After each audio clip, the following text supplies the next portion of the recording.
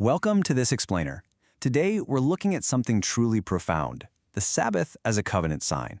If you've ever wanted to understand the biblical Sabbath from a deeply scholarly, reverent perspective, well, you are absolutely in the right place. We're going to see how it's so much more than just a rule. It's actually this beautiful relational rhythm woven right into the very fabric of creation.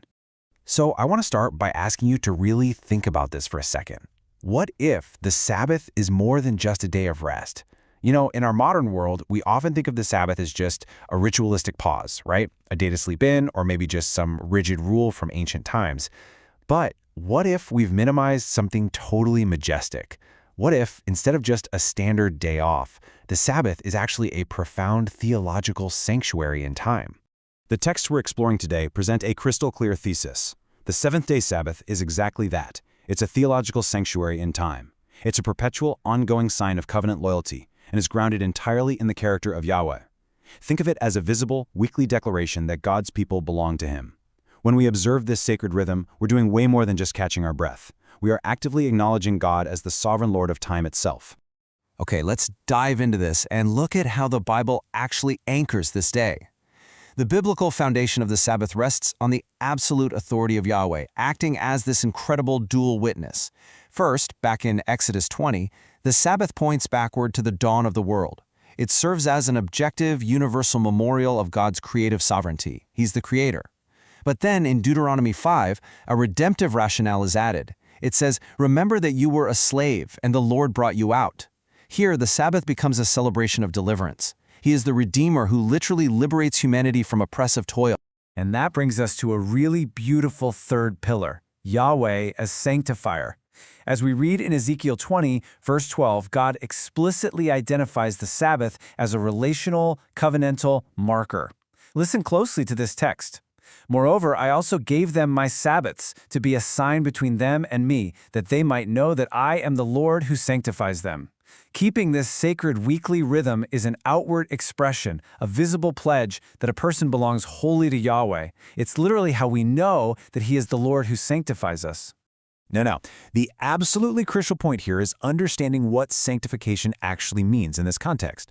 Sanctification is the act of God imparting holiness. It's not some inherent human trait we just have, and importantly, it is not something we can achieve by our own human labor. Just as God cut out and separated the seventh day from common time at creation, He separates His people from the world. Holiness is a relational gift. It's imparted exclusively by God, and the Sabbath is the visible sign of that magnificent gift. So how does this actually look in practice? Well, through the prophet Jeremiah, God commanded His people to bear no burden on the Sabbath day. When we step back and cease our economic pursuits, drop our worldly burdens, trust in God's provision, and just delight in His presence, we are performing a profound act of radical trust. By literally laying down our tools and stopping our labor for one day, we visibly acknowledge our complete dependence on God rather than relying on our own self-sufficiency. And this brilliantly illustrates the stark contrast between the two types of time we navigate every week. On one side, we have common time. This is dominated by the totalitarian demands of commerce, that illusion of self-sufficiency we all struggle with, and the push for wealth accumulation. But on the other side is holy time. Holy time is a restorative resistance. It's this dedicated space where we declare our complete dependence on God's provision. It's literally an instrument of resistance against the world's endless, breathless busyness. Because this rhythm is so deeply tied to trust in God, the biblical prophets took it extremely seriously. In Ezekiel chapters 20 and 22, the prophet explicitly links Sabbath profanation with idolatry, societal injustice, and moral decay. Breaking the Sabbath isn't just missing a day off, right? It's actually portrayed as an act of brazen rebellion.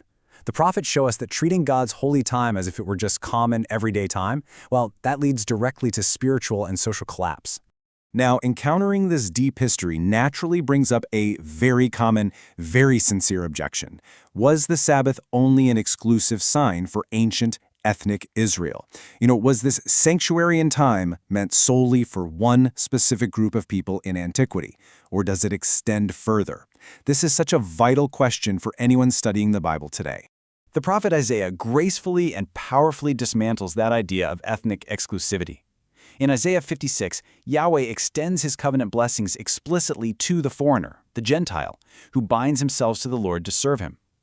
God promises to bring these Sabbath-keeping foreigners to His holy mountain, declaring His house will be a house of prayer for all nations. So the Sabbath is presented right here as the primary, visible sign of covenant inclusion for absolutely all people, regardless of their background or ethnicity.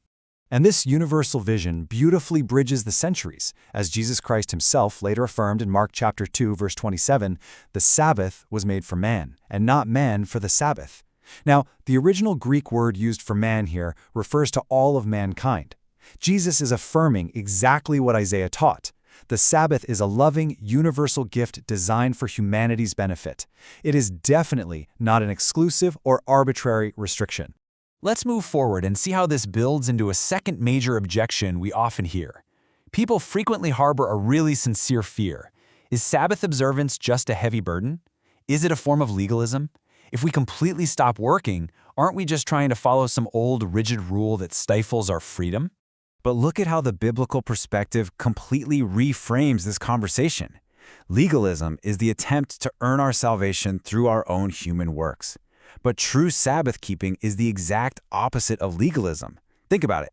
It is the literal cessation, the complete stopping of our own works so that we can rest entirely in God's finished work.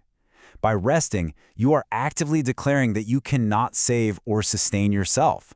It really is the ultimate expression of grace. Far from being a burden, Yahweh actually invites his people to experience profound joy. Isaiah 58 encourages believers to turn away from their own commercial pursuits and instead call the Sabbath a delight, to call the holy day of the Lord honorable. The Sabbath was purposefully designed for deep spiritual delight, family communion, and joyful worship. It's this beautiful weekly invitation to elevate our hearts and, as the prophet says, to ride on the heights of the earth. Which brings us to a final, very common theological objection. Some sincere Bible students argue that covenant signs no longer matter.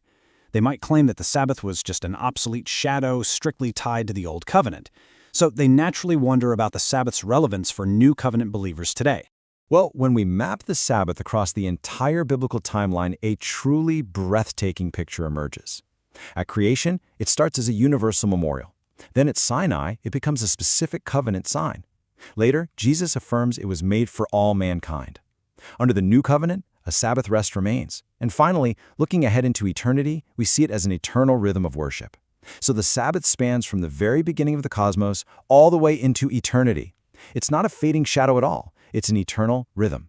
The New Testament explicitly maintains this theological validity. Hebrews chapter 4, verse 9 directly declares, "There remains, then, a Sabbath rest for the people of God."